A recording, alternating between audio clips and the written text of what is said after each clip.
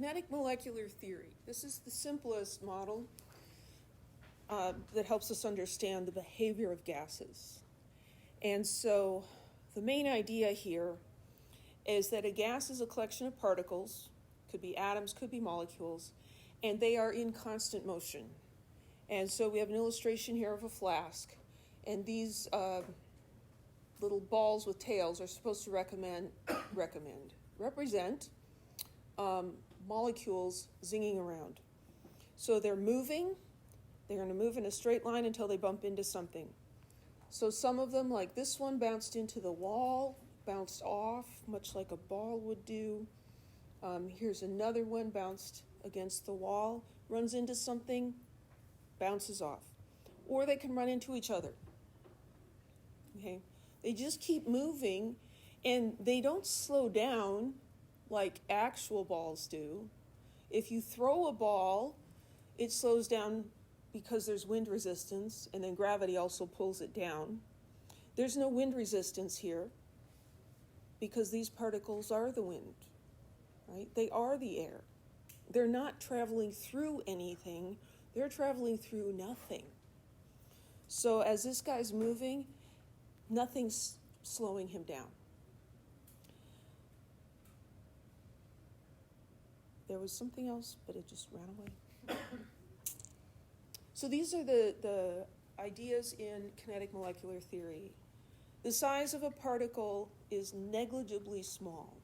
Now, obviously, atoms, molecules, they do have a volume, but in a gas, they are so small that it doesn't matter. And so we can consider their volume to be zero. There's just a lot of empty space. The example here, at STP, argon atoms occupy only 0.01% of the gas volume. That means 99.99% of that argon sample is nothing. Just nothing. If that argon atom was the size of a golf ball, the closest one to it would be 4 feet away, right? Golf balls, this big maybe, and then 4 feet away, that's a lot of golf balls away, right? There's just a whole bunch of empty space. So if you did that with ping pong balls or tennis balls, does the volume of the ball matter when they're 4 feet apart? No, there's plenty of space. You could probably even do basketballs and still work, right? So the size of those particles doesn't matter at all. The average kinetic energy of the particles directly proportional to the temperature in kelvins. So temperature is a measure of the average kinetic energy. And average kinetic energy is related to speed or velocity. So as you raise the temperature of the gas, the average speed of the particle increases. Not all the gas particles are moving at the same speed. We're talking about the average speed. And we'll get into this in a couple slides. When there's a collision between two particles or with a particle and the wall of the container, that is a completely elastic collision, meaning no energy is lost. When they collide, energy can be exchanged, but no overall loss of energy. So this is what we mean by an elastic collision. The total kinetic energy of the things colliding remains the same. So billiard balls or pool balls are about as close to elastic collisions as we see in real life. So these two balls are moving and they collide, they bump into each other, they're going to bounce off of each other and keep moving. It's not perfectly elastic, but it's mostly. That would be in contrast to, say, balls made out of clay, right? Unbaked, just like Play-Doh or something. And of course, they'd need to be more round than that to get them to roll across the table. But you roll Play-Doh together, and it's just going to go thump and stop, right? That's an inelastic collision. All the kinetic energy that those balls had gets transferred into thermal energy, and now we have no kinetic energy. This is not how gases behave. Gases behave more like this. So kinetic molecular theory explains a lot of these things we've learned about. It explains the pressure of a gas. So the particles are constantly moving. They strike the sides of the container. That's a force. The force is not large, but the area is also not large, and so that does give rise to a pressure. You've got these little tiny things poking the surface, right? There's a whole bunch of them, and so it adds up to be something. Boyle's law says the volume of a gas is inversely proportional to its pressure. So if we decrease the volume, that forces the particles into a smaller space. That's going to cause more collisions. So that's going to increase the pressure. So you reduce the volume, the pressure is increased. Charles' law says the volume of a gas is directly proportional to its absolute temperature. So when we increase the temperature of a gas, the average speed and thus the average kinetic energy of the particles increases. So Charles' law is observed at constant pressure. So we just talked about how if you're reducing the volume of a gas, then, the pressure increases. So here, the pressure has to stay constant. We're talking about changing the temperature. So increasing the temperature gets those molecules more excited and they're bouncing around faster. They're going to exert more pressure on the container. If this container is set up so that it changes volume to maintain a constant pressure, what will happen is the volume has to get larger for the pressure to be the same. So temperature goes up and volume goes up. Avogadro's law, volume of a gas directly proportional to the number of gas molecules, again, at constant pressure. Increase the number of gas molecules, again, you've got more collisions, which would increase the pressure. To keep the pressure constant, you have to increase the volume. Volume directly proportional to number of particles. Dalton's law. The total pressure of a gas mixture is the sum of its partial pressures. So each of the gases in the mixture exerts a pressure on the container, and the total pressure is the sum of those.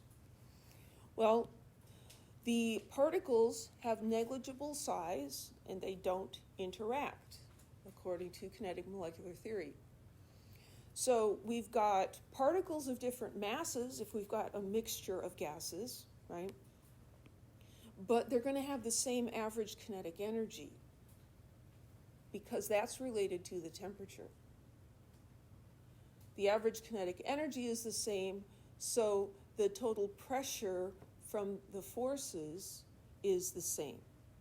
It doesn't matter that one gas molecule is heavier than another. It's just the number of them.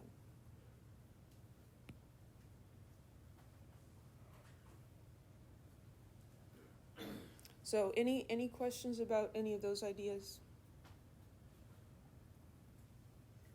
So kinetic molecular theory also implies the ideal gas law. Pressure times volume equals moles of gas times a constant times the temperature in kelvins. So if you're interested, the derivation is given in your book. I'm not going to go over that in class. But the theory predicts behavior that's consistent with observations and measurements of gases. So, that's what you need to have a good theory. Scientific theories are the most powerful kind of scientific knowledge because not only do they allow you to predict future behavior, they also explain why the behavior occurs. Now, kinetic molecular theory is not perfect. It does not explain everything all the time. It breaks down under certain conditions. But even where it breaks down, if we look at why that happens, that gives us even more insight to the behavior of gases. Come on, advance. Okay, so the average kinetic energy depends on the mass and the velocity. So this is the equation for kinetic energy. Kinetic energy is 1/2 mass times velocity squared. So if you have two particles with different masses, but they have the same kinetic energy, their velocities must be different. They can have the same kinetic energy even though their masses are different because their velocities are also different. So the lighter particles are going to travel faster because if mass is smaller, velocity has to be bigger. And the heavier particles are going to travel slower because if mass is bigger, then velocity has to be slower. And this is a lot like football players, right? You got the guy on the O-line, and he's, 350 pounds. He's a big guy, right? He's really strong, but he's not very fast, right? So big guy runs slowly, and then you got the little running back or the tight end, right? And he's maybe 185 pounds, right? And he runs really fast. So the little gas particles move really fast, okay?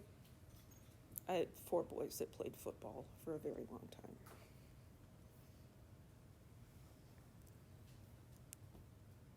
Yeah. So looking at the average velocity, it's kind of a fancy average. It's a special kind of average. It's called root mean square velocity, and the symbol is URMS. We don't really need to understand how that's different than just a regular average. We're like, okay, good enough, right? So there's some things we just really don't want to know about. But that root mean square velocity is proportional to the temperature of the gas and inversely proportional to the molar mass. Because if the molar mass is bigger, then the velocity has to be slower. Bigger football player runs slower. Smaller football player runs faster. So we have 3 in here. We have the ideal gas constant. We have the temperature in kelvins again. This is the molar mass, but the molar mass here needs to be in kilograms per mole. And R looks different. So this represents the same quantity, but the units are different. So you can measure a piece of paper and it's 12 inches long, but I could say that's 1 foot long, right? That's the same thing, even though the numbers are different. So this is the same as 0.08206 liter atmospheres per mole Kelvin because the units are different. Here it's joules per mole Kelvin. And so we're using this one because then the units work out, and we'll see that in a minute. Any questions? The hardest thing about using this equation is remembering to do that in kilograms.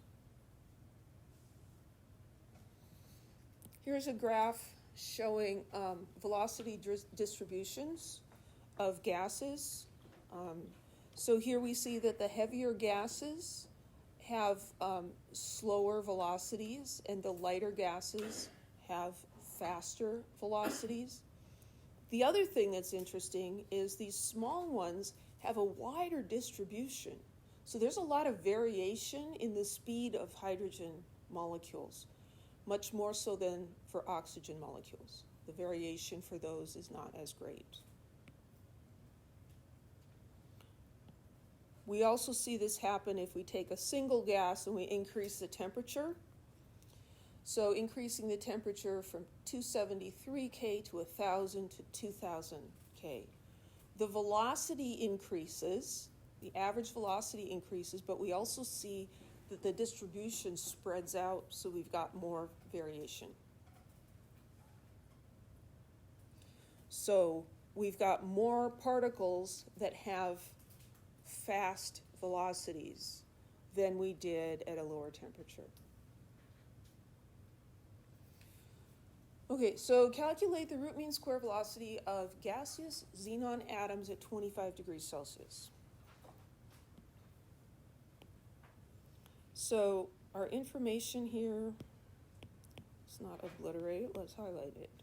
25 degrees Celsius, and we're talking about xenon. And there's no question word, but there's a command, calculate. We're looking for the root mean square velocity. It's like, you have to be so bossy. Couldn't you ask nicely? They never say please, do they?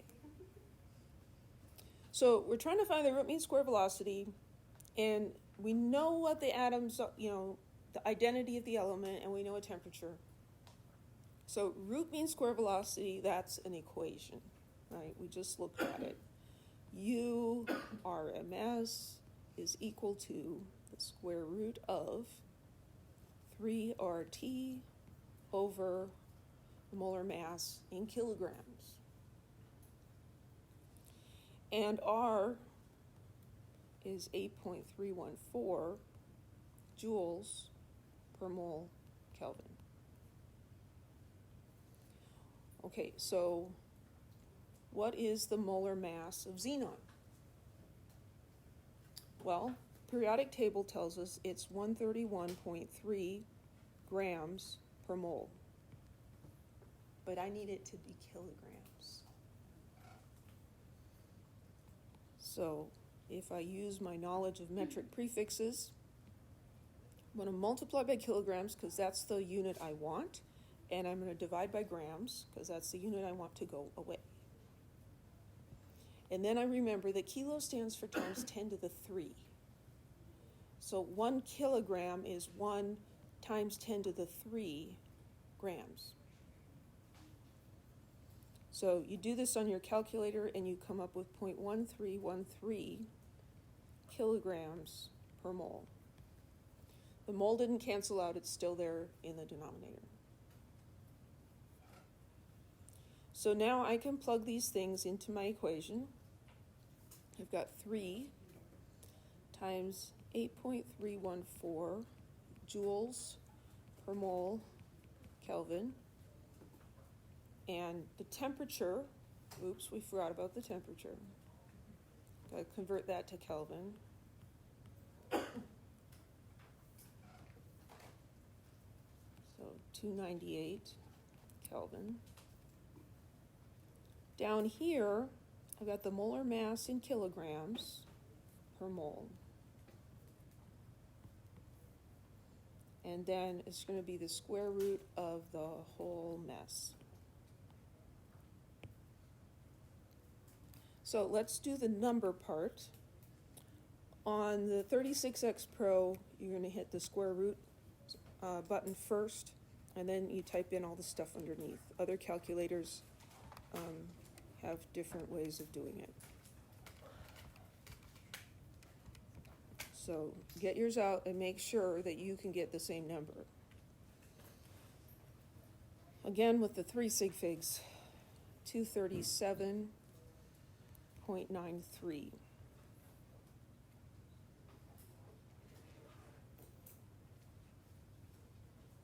Anybody need me to speak to their calculator?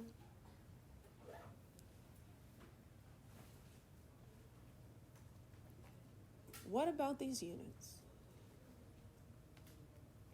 Well, the moles cancel out, right? So the moles cancel, we can get rid of those. And the kelvins cancel. And so I'm left with the square root of joules per kilogram. What the heck? Well, a joule is equal to a kilogram meter squared per second squared.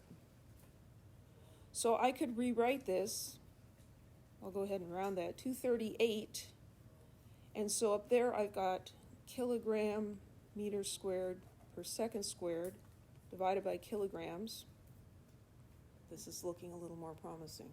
You wrote 9, but you said 8. Thank you. I wrote 9 and I said 8. It always amazes me how I can do that. 237.9 rounds to 238. Thank you very much. So the kilograms cancel, and the square root of meters squared per second squared is meters per second. So 238 meters per second. Very conveniently, that is a unit of speed, velocity.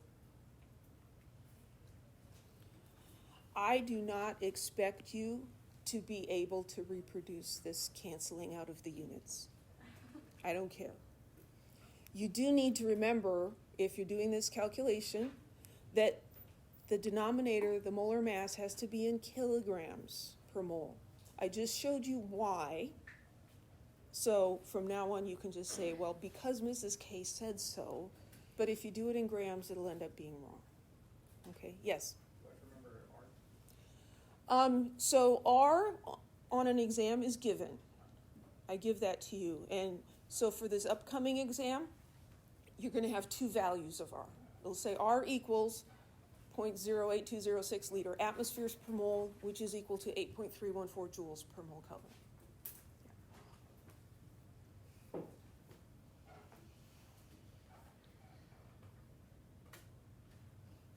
238 meters per second. Good job. Okay. Which sample of an ideal gas has the greatest pressure, A, B, or C? Assume that the mass of each particle is proportional to its size and that all the gas samples are at the same temperature.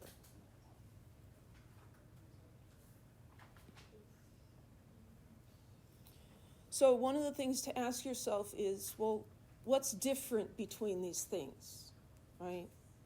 If we look between A and B, they've got the same number of particles, right? 1, 2, 3, 4, 5, 6, 7. 1, 2, 3, 4, 5, 6, 7. But these are bigger, and the problem says to assume that they're proportionally heavier, right? And then if we compare the first one to the last one, here the balls are the same size, but this is more particles, right? So compared to A, this one's bigger particles, otherwise the same. This one compared to A is more particles. What's going to affect the pressure?